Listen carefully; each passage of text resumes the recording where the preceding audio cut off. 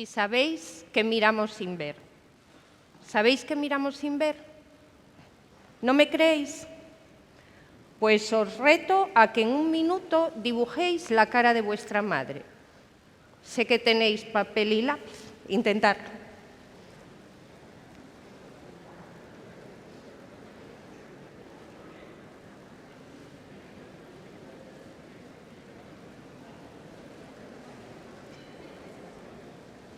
Yo también voy a ir haciéndolo. Hacemos la forma de la cara, dibujamos los ojos. ¿Cómo eran los ojos? No lo recuerdo muy bien. Paso a la nariz. Voy a hacer la nariz. Voy a hacer los labios. Los labios serán finos. Sí, finos, pero ¿cómo?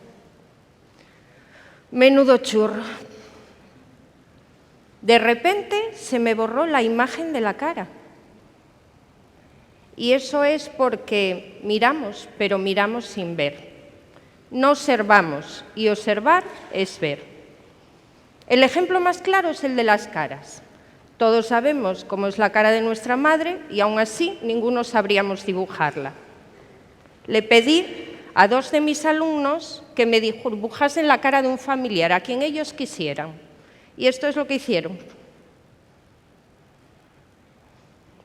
Imagino que los dibujos de mis alumnos y los vuestros no se diferencian mucho. El de la izquierda tiene los ojos en la frente. Alguno de los vuestros seguro que también.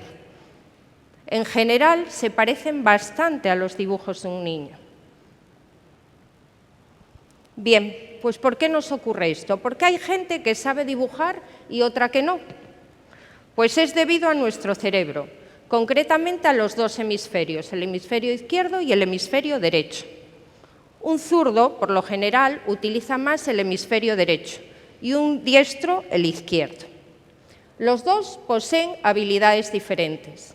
El izquierdo es el del lenguaje verbal, el de los números, el que simplifica toda la información que le llega por la vista y, por tanto, el que nos engaña. Además, se cree tan listo que cree que sabe dibujar. Es con el que mis alumnos y vosotros habréis hecho la cara de vuestra madre. Luego está el derecho. El derecho, sí, tiene habilidades para el dibujo.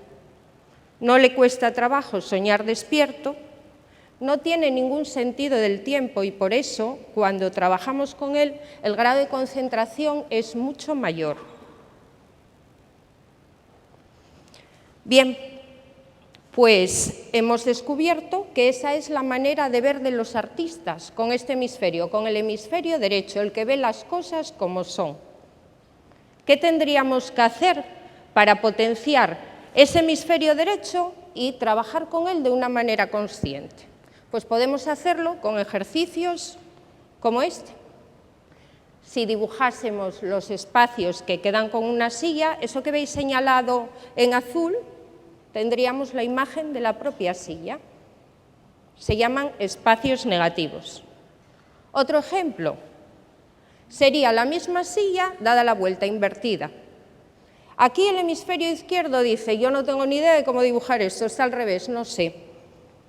¿Y qué hace? Pues entonces empezamos a observar todas las formas que tiene esa silla, la línea recta, las ondulaciones, la observamos y la vamos dibujando lentamente. Cuando hacemos esto, estamos dibujando con el hemisferio derecho. El izquierdo aquí no interviene para nada y hace que podamos reproducir esa imagen. Aquí no tenemos tiempo, pero sí os animaría a que lo hicieseis en vuestra casa. Aunque no sepáis dibujar, nunca hayáis dibujado bien o no nos interese para nada, si intentáis hacer cualquier imagen de esta manera, conseguiréis hacer un dibujo mejor. Bien, pues potenciando precisamente ese hemisferio derecho, que como profesora de dibujo y pintura, mi método consiste precisamente en eso, en aprender a trabajar con ese hemisferio, a dar una serie de pautas y orientaciones que nos sirvan para ponerlo en uso, hemos hecho estos dibujos. Los dos corresponden a la misma persona. Uno estaría hecho con el hemisferio izquierdo ese que cree que sabe dibujar, y el otro estaría hecho precisamente con el hemisferio derecho, después de haber recibido, sí, una serie de métodos y de pautas para poder utilizarlo.